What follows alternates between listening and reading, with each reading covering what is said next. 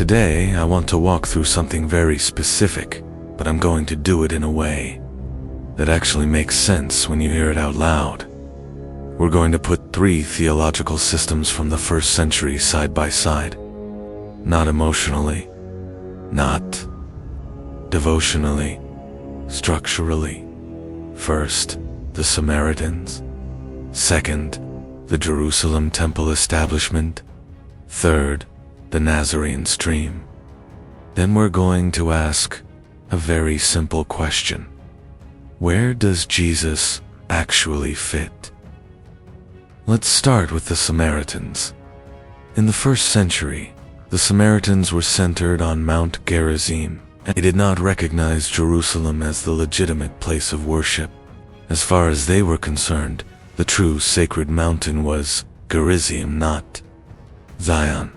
They held tightly to the Pentateuch, and they believed they preserved the original Mosaic tradition. They were not anti-Torah. If anything, they believed they were the true guardians of it. They rejected the Davidic monarchy. They rejected the Jerusalem priesthood, and they expected a coming restorer figure, often called the Taheb, a prophet like Moses who would restore the true order. So their worldview was restorationist. It was about going back to Sinai, back to the original mountain, back to the correct place of worship, purity, covenant loyalty, correct location. Now let's move to Jerusalem. By the 1st century, especially under Herod, the temple was massive. It wasn't a small religious building. It was monumental, political, economic, integrated into Roman oversight. The priestly aristocracy operated inside imperial structure. Sacrifice was central. Atonement flowed through ritual. Authority flowed through office. Access flowed through system. The temple was hierarchical. It was structured. It was graded. You had levels of access, levels of purity, levels of authority.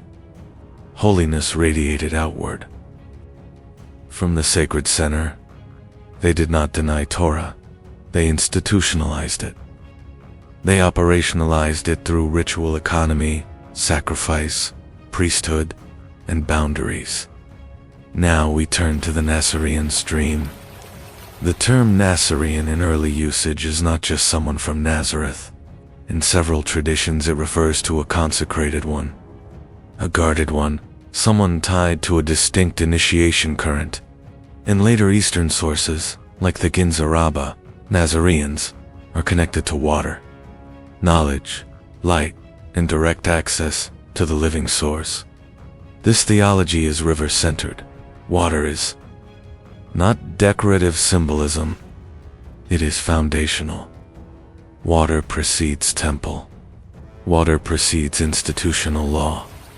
Initiation happens in living water, not in stone courts. Authority in this framework does not come from priestly appointment inside a monument. It comes from activation, from participation, from awakening. Purification is not purchased through sacrifice. It is enacted through immersion and transformation. So hold these 3 in your mind: Gerizim, restoration; Jerusalem, sacrificial hierarchy; Nasorean river initiation. Now look at Jesus. Does he send people to Gerizim? In John 4, he says the hour is coming when worship will be neither on this mountain nor in Jerusalem. That statement dissolves the mountain debate entirely. He does not redirect to Gerizim. He removes the location argument altogether. Does he reinforce temple sacrifice? In Mark 2, he declares forgiveness before any sacrifice occurs. He does not send the paralytic to the altar. He pronounces release in a house. Authority is exercised outside the cult. That is not temple reinforcement. That is jurisdictional displacement. In Mark 1, his authority emerges immediately after baptism in the Jordan. Water, then wilderness testing. then public ministry. There is no temple ordination, no priestly commissioning scene. The river is the transfer point. His repeated conflicts are with scribes, interpreters, and purity regulators. He reframes Sabbath around human need. He touches lepers. He collapses boundaries. That is not Samaritan hypertorah restoration. It is not temple hierarchy. It is something else. Now, consider the language of living water. In John 4, he tells the Wahat, he tells the Samaritan woman that he offers living water springing up within a person. That is not altar water. That is interiorized source. In John 7, he speaks of rivers of living water flowing from within the believer. Temple theology moves upward toward sacred center, Nasoraean. Theology moves inward toward living source, Jesus. Speaks in the second register. Now look at sacrifice. He does not institute daily offerings. He does not reform priestly lines. He does not establish a rival altar. Later narratives will reinterpret him as sacrifice, but in his operational ministry, healing and release occur without temple transaction. That pattern aligns more closely with initiation currents than with cultic hierarchy. Now look at the prophet-like. Moses' expectation. Samaritans expected a Taheb, a restorer like Moses. The Gospels sometimes layer Mosaic imagery onto Jesus, but structurally, he does not redirect people back to Gerizim covenant restoration. He speaks of the kingdom being present, breaking in, not tied to mountain geography. He does not say, return to Sinai structure. He says the kingdom is among you. Now examine reaction. If he were purely Samaritan, he would simply be another Gerizim restorer. If he were temple aligned, he would reform from inside the system. Instead, K destabilizes both. In John 4, he bypasses the Gerizim versus Jerusalem dispute. In the synoptic accounts, he symbolically disrupts temple space. That dual displacement is not Gerizim restorationism, and it is not temple reinforcement. It is river logic, initiation. Through water authority, activated outside institution, knowledge internalized, boundaries loosened. Later, patristic sources describe groups called Nasoraeans as distinct from mainstream believers. The terminology becomes fluid over time, but it preserves memory of a strand that was neither fully temple-aligned nor simply institutional church. The pattern remains consistent. Water, participation, direct access, not sacrificial economy. Jesus. Baptism is not incidental. It is his public beginning. Without the river, there is no ministry.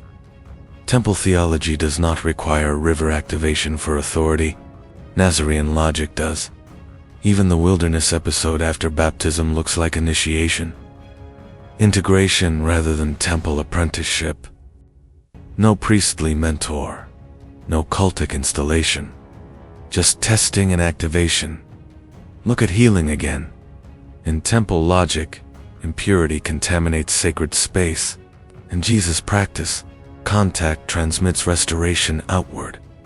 Holiness moves from him to others. That reverses spatial flow. Sacred geography is relativized. Gerizim preserves sacred geography. Temple intensifies sacred geography. Nasorean current relativizes geography. Jesus explicitly relativizes geography. Economically, he does not build rival infrastructure.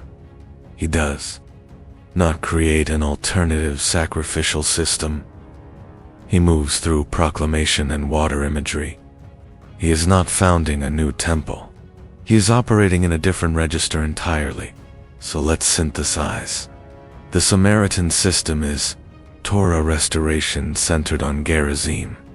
The Jerusalem system is sacrificial. Hierarchy centered on temple. The Nasoraean system is initiatory participation. Centered on living water, Jesus dissolves exclusive sacred location. He exercises authority. Outside sacrificial mediation, he centers transformation on living water. Manguistada's inauguration is baptismal. His conflicts are jurisdictional with temple authority. Those structural elements align more coherently with Nasoraean orientation than with Gerizim. Restorationism or temple hierarchy. That does not mean later Christian theology stayed that way. It means the earliest layer of his activity reflects river, logic, water before altar, participation before institution, activation before appointment. If you strip away later creedal overlays and look at the structural moves, you see a teacher whose authority does not derive from Jerusalem and does not re-establish Gerizim. He begins in the river. He declares release. He internalizes source. That is why the contrast matters. If he were temple-aligned, everything would orbit sacrifice. If he were Samaritan restorationist, everything would redirect to Gerizim. Instead, both mountains are dissolved, and living water becomes central. That is why the Nasoraean profile fits the structural pattern more cleanly when you put these first century systems side by side. And once you see that framework, it becomes very difficult to read the texts the same way again.